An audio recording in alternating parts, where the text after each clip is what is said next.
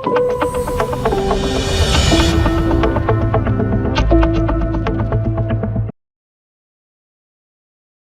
Gap அப்படிங்கிறதுல ஒரு 15% விழுந்திருக்கு. மிட் கேப் வந்து ஒரு 17% விழுந்திருக்கு. ஸ்மால் கேப் வந்து 22% விழுந்திருக்கு. இதுதான் வந்து இருக்கக்கூடிய ஃபால். ஸோ நம்ம என்ன பார்க்கணும் அப்படின்னதுன்னா, இந்த வார் வந்து எவ்வளோ நாளைக்கு நீடிக்கும் அப்படிங்கிறது நமக்கு தெரியாது. ஃபால் கண்டினியூஸாக ஃபால் ஆகிட்டு இருக்கு.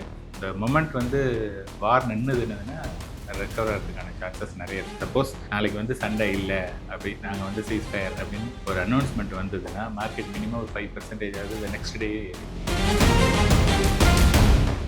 நாளுக்கு நாள் அந்த பொறுமை அப்படிங்கிறது வந்து கம்மியாகிட்டே இருக்குது. எதாக இருந்தாலும் ஃபாஸ்ட்டாக வேணும். அந்த இதில் தான் நம்ம வந்து ஃபாஸ்ட் பேஸ் லைஃப்பில் போயிட்டுருக்கோம். பட் ஓகே, நீங்கள் வந்து ஒரு பொருள் வாங்குறதெல்லாம் ஃபாஸ்ட்டாக வாங்குறதுல அதில் வந்து nothing harm. But investment or wealth creation வந்து ஃபாஸ்ட் பேஸில் கிடையாது. நிறைய ரெகுலராக வந்துகிட்டே இருக்குது. அதாவது மார்க்கெட் மேலே கீழே போயிட்டுருக்கும். மார்க்கெட்டுக்கு வந்து கேஷ் ஃப்ளோ ரெகுலராக வந்துட்டு இருந்ததுன்னு வச்சுக்கோங்களேன். அப்போ வந்து மார்க்கெட் இப்போ கொஞ்சம் கீழே விழுந்தால் கூட எல்லாத்தையும் அப்சர்வ் பண்ண முடியாது. அட்லீஸ்ட் டு சம் எக்ஸ்டென்ட் வந்து பண்ணிகிட்ருக்காங்க. ஸோ இதெல்லாம் பார்க்கும்போது என்னென்னா, ஸோ கோல்டு ப்ரைஸ் இப்போ ரொம்பவே வந்து குறைஞ்சிக்கிட்டு தான் இருக்குது. ஒரு 13,000 கிட்ட வந்து அப்படியே ரவுண்டில் வந்துருக்கு. ஸோ இப்போ வந்து கோல்டு ப்ரைஸ் ஹையாக இருக்குது. ஸோ இப்போ கோல்டில் வந்து இன்வெஸ்ட் பண்ணலாமா இல்லை அப்படியே ஸ்டாப் பண்ணிக்கலாம்? கோல்டுடைய ஹிஸ்டாரிக்கல் ஜேர்னி பார்த்தீங்கன்னா ஒரு 10 வருஷம், 15, 20, 25, 30, 40, 50, 100 வருஷம் இந்த மாதிரி நீங்கள் எடுத்தீங்க அப்படின்னா அது வந்து 9லேருந்து 10% தான் வந்து ஆவரேஜ் ரிட்டர்ன். அப்படின்னா என்னென்னா, gold as a commodity long டேர்மில் வந்து பார்த்தோம்னா அதனால் வந்து ஹையஸ்ட் சிங்கிள் டிஜிட் தான் கொடுக்க முடியும். இந்த 2 வருஷத்துமே இவ்வளோ ரிட்டர்ன் கொடுத்ததுனால நெக்ஸ்ட் 3-5 இயர்ஸில் வந்து கோல்டு ரிட்டர்ன் கொடுக்கறதுக்கான சான்சஸ் வந்து கம்மி.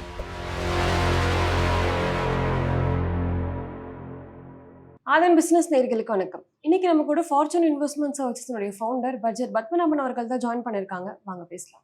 வணக்கம் சார். வணக்கம் பிரீத்தி. எப்படி சார் இருக்கீங்க? சார், இப்போ லாஸ்ட் 18 மந்த்தாவே மார்க்கெட் வந்து ஒரு 20%க்கு மேலே வந்து ஃபால் இருக்கு. ஸோ இந்த வார் ரிசெஷன் இந்த டைம் பீரியட்னால. ஸோ இப்போ உங்களோட மார்க்கெட் அப்டேட்னா நீங்கள் என்ன சார் சொல்லுங்கள்? மார்க்கெட் வந்து பார்த்தோன்னா செப்டம்பர்லேருந்து ஸ்டார்டட் ஃபாலிங் அங்கேருந்து வந்துட்டு இருக்கு. ஆக்சுவலி பார்த்தோன்னா பிப்ரவரி வரையும் ஓரளவுக்கு இருந்தது. மார்ச்சில் தான் வந்து என்ன ஆச்சுன்னா இந்த வார் வந்து எஸ்கலேட் ஆனது.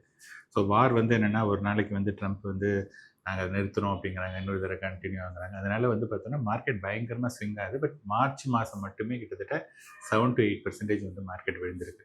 ஸோ ஃப்ரம் த டாப்லேருந்து இன்னி வரையும் பார்த்தீங்கன்னா லார்ஜ் கேப் அப்படிங்கிறதுல ஒரு 15% விழுந்திருக்கு. மிட் கேப் வந்து ஒரு 17% விழுந்திருக்கு. ஸ்மால் கேப் வந்து 22% வந்திருக்கு.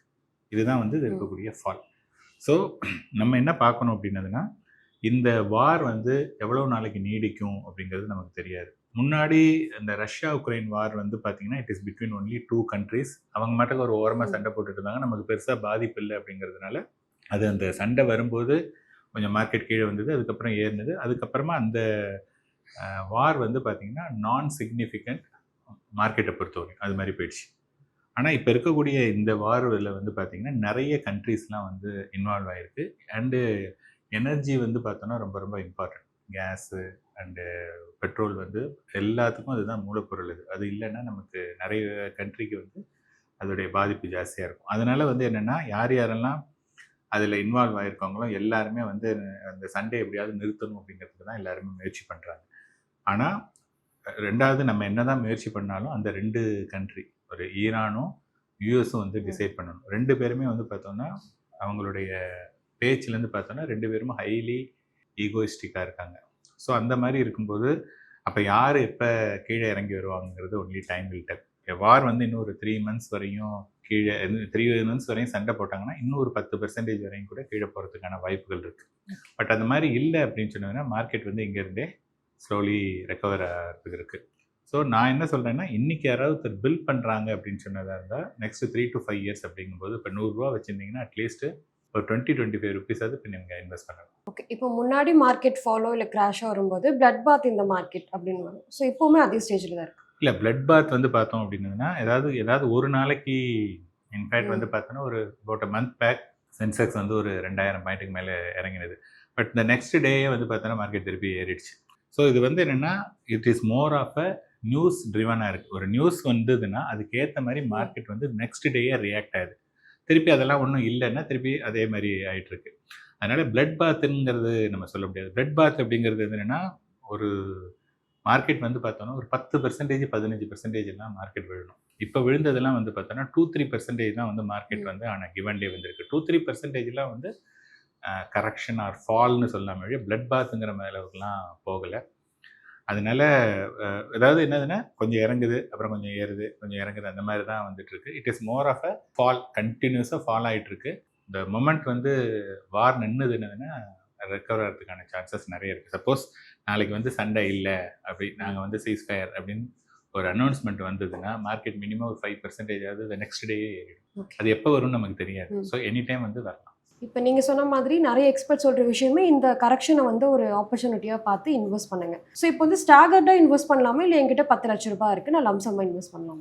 Correct, good question. இப்போ வந்து பார்த்தோன்னா இப்போ டியூஸ்டே அன்னைக்கு நாங்கள் வந்து அவங்க அந்த ஹார்மஸ் இதை வந்து நீங்கள் திறக்கலை அப்படின்னா நாங்கள் வந்து எல்லாத்தையுமே ஃப்ரிட்ஜு இதெல்லாம் வந்து நாங்கள் எல்லாம் காலி பண்ணிவிடுவோம் அப்படிங்கிற மாதிரி ஒரு ஸ்டேட்மெண்ட் கொடுத்துருக்காரு. ஸோ இப்போ வந்து என்னென்னா எல்லோரும் வெயிட்டிங் ஃபார் த இது, அதுக்குள்ளே ஏதாவது ஒரு முடிவுக்கு வருதா, இல்லை சண்டை வந்து இன்னும் தீவிரமடையுதா அப்படிங்கிறது தெரியறதில்ல. ஸோ இப்போ அதுக்கு இன்னும் 2 நாள் தான் இருக்கிறதுனால நான் என்ன சொல்கிறேன், இப்போ ஃபார் எக்ஸாம்பிள் நீங்கள் 10 லட்ச ரூபா வச்சுருக்கீங்கன்னா அட்லீஸ்ட் இப்போ இம்மீடியட்டாக ஒரு 3 lakhs 4 lakhs அதை நீங்கள் இன்வெஸ்ட் பண்ணலாம்.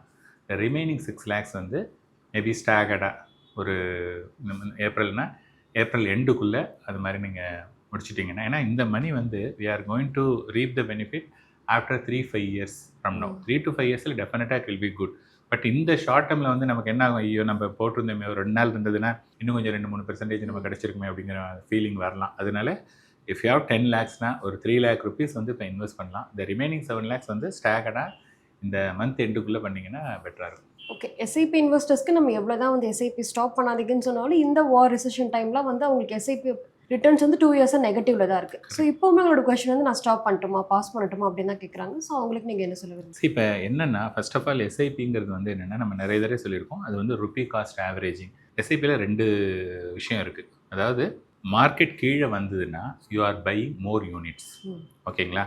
மார்க்கெட் மேலே போனதுன்னா நீங்கள் வாங்கின யூனிட்டுக்கான வேல்யூ வந்து ஜாஸ்தியாகுது. ஓகே, நம்ம என்ன பார்க்கணுன்னா இந்த எஸ்ஐபி யாரெல்லாம் எஸ்ஐபி போடுறாங்களோ அவங்க போடுறவங்க எல்லாருமே long term in nature. Say for example நான் ஒரு 5 வருஷம் 7 வருஷம் 10 வருஷம் என்னுடைய குழந்தையோட எஜுகேஷன், மேரேஜ், என்னுடைய ரிட்டையர்மெண்ட் இதுக்காக தான் நான் வந்து பில்ட் பண்ணுறேன். அப்போ நான் பில்ட் பண்ணும்போது என்கிட்ட வந்து லம்சம் மணி கிடையாது. நான் ஒரு இடத்துல வேலை பார்க்குறேன், என்னால் 10% 15% ஆஃப் மணி தான் என்னால் எடுத்து வைக்க முடியும். அப்படிங்கும்போது அவங்க வந்து எவ்ரி மந்த் போட்டுட்ருக்காங்க. ஸோ ஆக்சுவலி பார்த்தோன்னா இந்த ஃபஸ்ட்டு 1-2 years வந்து உங்களுடைய இன்வெஸ்ட்மெண்ட் வந்து ரிட்டர்ன் வந்து ஃப்ளாட் டு நெகட்டிவ் அப்படின்னு சொன்னதுன்னா you should be happy. Because நீங்கள் வந்து லோவர் என்ஏவியில் நீங்கள் வந்து யூனிட்டை வாங்குறீங்க. இது வந்து it is good for your portfolio. But as a human being நமக்கு என்ன தோணும் அப்படின்னதுன்னா, என்னடா அது நான் 2 வருஷமாக போட்டுட்ருக்கேன், ஃபார் எக்ஸாம்பிள் மாதம் ஒரு 10,000 ரூபா போடுறேன்னா 2 வருஷம் 2.4 lakhs 2.4 lakhs போட்டிருக்கேன். அதோடைய வேல்யூ 2.4 தான் இருக்குது, இல்லை 2.3 தான் இருக்குது. இதை நான் வந்து ஒரு ஆர்டியில் போட்டிருந்தா கூட ஒரு 20,000 30,000 கூட கிடச்சிருக்கும். ஸோ இது வந்து நல்ல இன்வெஸ்ட்மெண்ட் இல்லை, இதுலேருந்து வெளியில் போகலாம் அப்படிங்கிறது தான் அவங்களுடைய இது. பட் அந்த எமோஷ்னலாக இல்லாமல் ஜஸ்ட்டு ஓகே நம்ம போட்டிருக்கிறது 2 வருஷம் தான் போட்டிருக்கோம், இது வந்து 2.4க்கு 2.4 இருக்குது அல்லது கம்மியாக இருக்குது. சப்போஸ் 2.4க்கு 2.7 2.8 இருந்தாலும் நீங்கள் அதை எதாவது எடுக்க போகிறீங்களா? நீங்கள் எடுக்க போகிறதில்ல. ஏன்னா இதை எடுக்க போகிறது வந்து லேட்டர் 5-7 years அப்படிங்கும்போது இந்த ஷார்ட் டேர்ம் வாலட்டிலிட்டியை வந்து ஆப்பர்ச்சுனிட்டி அப்படின்ட்டு நினச்சிக்கிட்டு முடிஞ்சால் இன்வெஸ்ட் பண்ணணும், அல்லது நீங்கள் வந்து பேசாமல் இருக்கணும். எஸ்ஐபியை பொறுத்தவரையும் அட் எனி காஸ்ட் நீங்கள் ஸ்டாப் பண்ணவே கூடாது. ஏன் அப்படின்னதுன்னா இது லாங் டேர்ம் காம்பவுண்டிங். இப்போ நீங்கள் நிறுத்துனீங்க அல்லது வெளியில் போகிறீங்க அப்படின்னதுன்னா நீங்கள் வந்து will be the loser. Okay, இப்போ மார்க்கெட் 18 மந்த்தாக ஒரு வீக்காக பெர்ஃபார்ம் பண்ணிக்கிட்டு இருந்தாலும் சில ஃபண்ட்ஸ் வந்து நல்லாவே பெர்ஃபார்ம் பண்ணியிருக்கு. உங்களோட ஒரு ட்வீட்லையுமே வந்து ஸ்மால் கேப், ஃப்ளெக்ஸி கேப் இது ரெண்டுமே 13%க்கு மேலே வந்து லாங் டேர்மில் பெர்ஃபார்ம் பண்ணியிருக்கு. பட் லாங் டேர்மில் இவ்வளோ பர்சன்டேஜ் கொடுக்கும்போது ஏன் மக்கள் வந்து ஷார்ட் டேர்முக்கு வந்து இவ்வளோ இம்பேக்ட் பண்ணுறாங்க? கரெக்ட். சரி, இப்போ என்னென்னா இன்றைக்கி வந்து நம்ம வந்து ஃபாஸ்ட்டு பேஸ்ட் வேர்ல்டில் இருக்கும். எல்லாமே வந்து இன்ஸ்டண்ட்டாக வேணும். T20 world. ஏதாவது ஒன்று ஆர்டர் பண்ணால் இன்றைக்கி ஜெப்டோவில் வந்து 10 நிமிஷத்தில் நமக்கு வந்து வருது. ஸோ நமக்கு வந்து நாளுக்கு நாள் அந்த பொறுமை அப்படிங்கிறது வந்து கம்மியாகிட்டே இருக்குது. எதாக இருந்தாலும் ஃபாஸ்ட்டாக வேணும். அந்த இதில் தான் நம்ம வந்து ஃபாஸ்ட் பேஸ் லைஃப்பில் போயிட்டுருக்கோம். பட் ஓகே, நீங்கள் வந்து ஒரு பொருள் வாங்குறதெல்லாம் ஃபாஸ்ட்டாக வாங்குறதுல அதில் வந்து nothing harm. But investment or wealth creation வந்து ஃபாஸ்ட் பேஸில் கிடையாது. ஓகே, இப்போ ரொம்ப ரொம்ப சிம்பிள். அதாவது இன்வெஸ்ட்மெண்ட்டு நீங்கள் எடுத்துங்க. ஸ்மால் கேப் ஃபண்ட் வந்து லாஸ்ட்டு 2 இயர்ஸ் ஃப்ளாட், 1 இயர் வந்து நெகட்டிவ், 3 இயர்ஸ் பாருங்கள். அதாவது இப்போ விழுந்த இடத்துலேருந்து 3 இயர்ஸ், அதாவது 3 வருஷத்துக்கு முன்னாடி, 5 வருஷத்துக்கு முன்னாடி, 7 வருஷத்துக்கு முன்னாடி, 10, 15 இந்த மாதிரி லாங்கர் பீரியட் எடுத்திருக்கேன். அண்டு இன்றைக்கி இருக்கக்கூடிய பாட்டம்லேருந்து அதில் வந்து பார்த்தோன்னா ஆவரேஜ் ரிட்டர்ன் வந்து மோர் தென் 15% ஸ்மால் கேப். அதே இது ஃப்ளெக்ஸி கேப், அதுதான் வந்து இன்றைக்கி இருக்கக்கூடிய கேட்டகரியிலேயே பெரிய கேட்டகரி. மியூச்சுவல் ஃபண்ட் கேட்டகரியில் வந்து large cap, mid cap, small cap, flexi gap, multi cap நிறைய கேட்டகரி இருக்குது. அதில் வந்து ஃப்ளெக்ஸி கேப் தான் எல்லாருமே விரும்பக்கூடிய ஒரு கேட்டகரி. அந்த கேட்டகரியில் பார்த்தீங்கனாலே லாஸ்ட்டு 3, 5, 7, 10லாம் பார்த்தீங்கன்னா 13% மேலே இருக்குது. ஒன்லி திங், அதாவது நான் இன்வெஸ்ட் பண்ணுறேன், எனக்கு வந்து இப்போதைக்கு மணி தேவையில்லை, எனக்கு வந்து ஒரு லேட்டாக தான் எனக்கு தேவைப்படுது அப்படின்னதுன்னா இந்த ரிட்டனை பார்த்தீங்கன்னு வச்சுங்களேன், யாருமே வந்து பதட்டப்பட மாட்டாங்க. பட் அன்ஃபார்ச்சுனேட்லி நமக்கு வந்து டெய்லி வரக்கூடிய நியூஸு, அப்புறம் நம்மளை சுற்றி இருக்கிறவங்க எல்லாருமே வந்து ஐயோ இந்த சண்டை வந்து அப்படியே போயிடும், அங்கே நடந்ததில் அதில் பயங்கரமாக ஃபால் ஆனது, இந்த மாதிரி நிறைய நாய்ஸ். இது வந்து நியூஸ் கிடையாது, இட்ஸ் அ நாய்ஸ். அதை கேட்டுட்டு நம்ம ரியாக்ட் பண்ணுறதுனால தான் நம்ம இது பண்ணுறது. அதனால தான் நாங்கள் திருப்பி திருப்பி சொல்கிறது என்னென்னா, நீங்கள் அதுக்கு தான் ஒரு டிஸ்ட்ரிபியூட்டர், யாராவது ஒரு ஹேண்ட் ஹோல்டிங் வேணும்னு. ஆனால் நம்ம சொன்னோன்னா அவங்க என்ன நினைக்கிறாங்கன்னா, எங்களுக்கு லாபம் இருக்குது அதனால தான். சரி, எங்களுக்கு லாபம் இருக்குது, லாபம் இல்லாத விட்டுடுங்க. நீங்கள் வந்து இந்த மாதிரியான வாலட்டிலிட்டி பீரியடில் உங்களால் ஸ்டே இன்வெஸ்டடாக இருக்க முடியுமா? கண்டிப்பாக இருக்கவே முடியாது. அதுக்கு you need a hand holding. ஓகேங்களா? உங்களுக்கு நீங்களாவே பண்ண முடியும்னா நீங்கள் தாராளமாக நீங்களாவே பண்ணிக்கலாம். அதர்வைஸ் வந்து நீங்கள் ஒரு டிஸ்ட்ரிபியூட்டரோட போனீங்க அப்படின்னா, டிஸ்ட்ரிபியூட்டர் நாங்கள் என்ன கேட்போம்னா, ஓகே 2 வருஷமாக நெகட்டிவ், ஆனால் இது என்னத்துக்காக போட்டிருக்கோம்? உங்களுடைய குழந்தையோட எஜுகேஷன், அதுக்கு இன்னும் 10 வருஷம் இருக்குது, அப்போ எதுக்காக நீங்கள் ஒரி பண்ணணும்? ஸோ இந்த மாதிரியான கொஷின் வந்து ஒருத்தர் கேட்கும்போது அப்போ தான் அவங்க ரியலைஸ் பண்ணுவோம், கரெக்டு தான், நம்ம வந்து ரியாக்ட் பண்ணக்கூடாதுன்னு.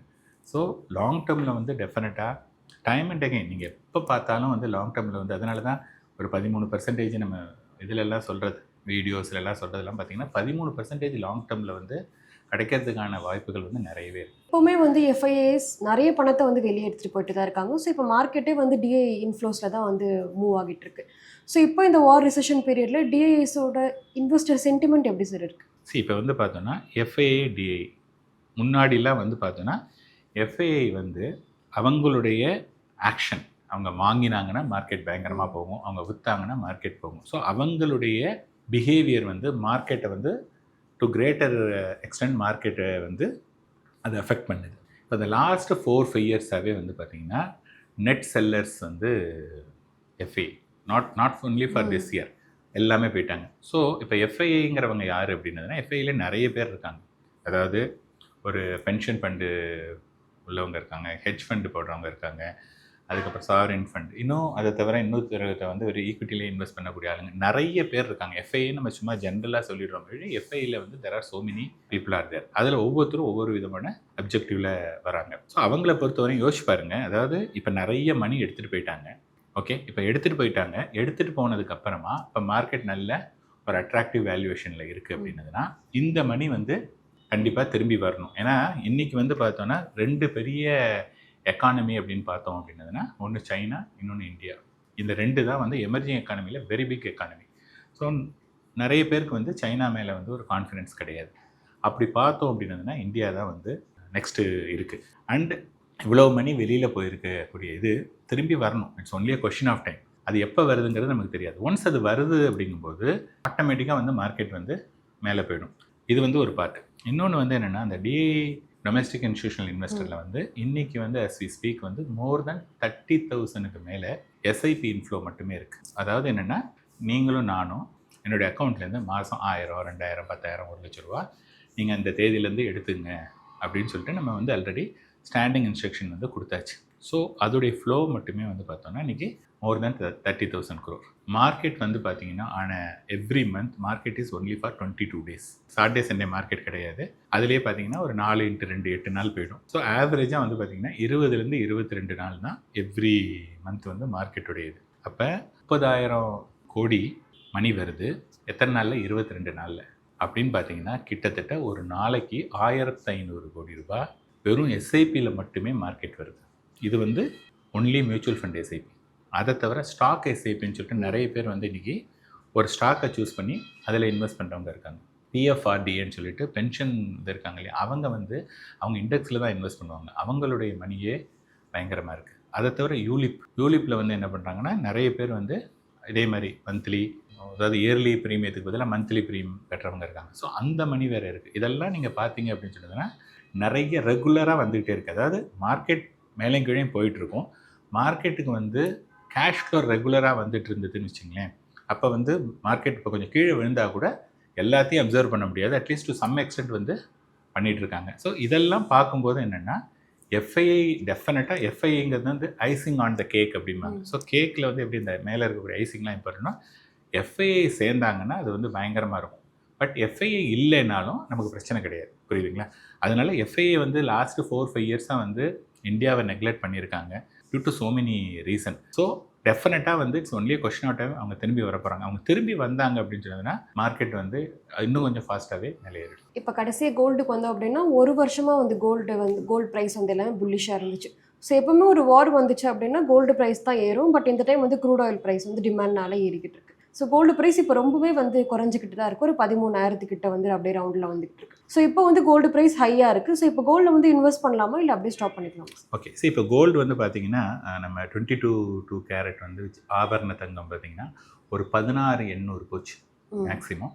இன்றைக்கி வந்து 13,650, 13 கிட்டத்தட்ட ஒரு 3,000 ரூபாய் வந்து ஒரு கிராமுக்கு குறைஞ்சிருக்கு. 3,000 கிராம்னா ரஃப்லி அபவுட் 18% வந்து அதாவது பீக்லேருந்து இன்றைக்கி கோல்டு வந்து இறங்கியிருக்கு. இது வந்து just in a matter of ஒரு 2 months நடந்த ஒரு விஷயம். இது ஒன்று எடுத்துங்க. அண்ட் செகண்ட் வந்து பார்த்தீங்கன்னா இங்கேருந்து லாஸ்ட் 1 year கோல்டு ரிட்டர்ன், அதாவது போன ஏப்ரல், அதாவது 5th April 2025 to 5th April 26 இந்த பீரியடில் நீங்கள் எடுத்தீங்க அப்படின்னா கோல்டுடைய ரேலி ரஃப்லி அபவுட் 55%.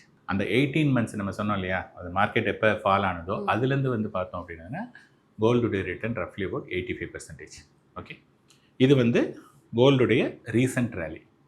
அதே சமயத்தில் கோல்டுடைய ஹிஸ்டாரிக்கல் ஜேர்னி பார்த்தீங்கன்னா ஒரு 10 வருஷம், 15, 20, 25, 30, 40, 50, 100 வருஷம் இந்த மாதிரி நீங்கள் எடுத்தீங்க அப்படின்னா அது வந்து 9லேருந்து 10% தான் வந்து ஆவரேஜ் ரிட்டர்ன். அப்படின்னா என்னென்னா gold as a commodity long டேர்மில் வந்து பார்த்தோன்னா அதனால் வந்து ஹையஸ்ட் சிங்கிள் டிஜிட் தான் கொடுக்க முடியும்.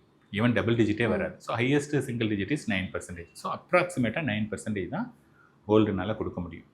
அண்டு இப்போ லாஸ்ட்டு 1 year இவ்வளோ தூரம் ஏறினதுனால இங்கேருந்து நெக்ஸ்ட்டு 3 years இந்த 2 வருஷத்துமே இவ்வளோ ரிட்டர்ன் கொடுத்ததுனால நெக்ஸ்ட்டு 3-5 years வந்து கோல்டு ரிட்டர்ன் கொடுக்கறதுக்கான சான்சஸ் வந்து கம்மி. இது வந்து ஒரு பார்ட்.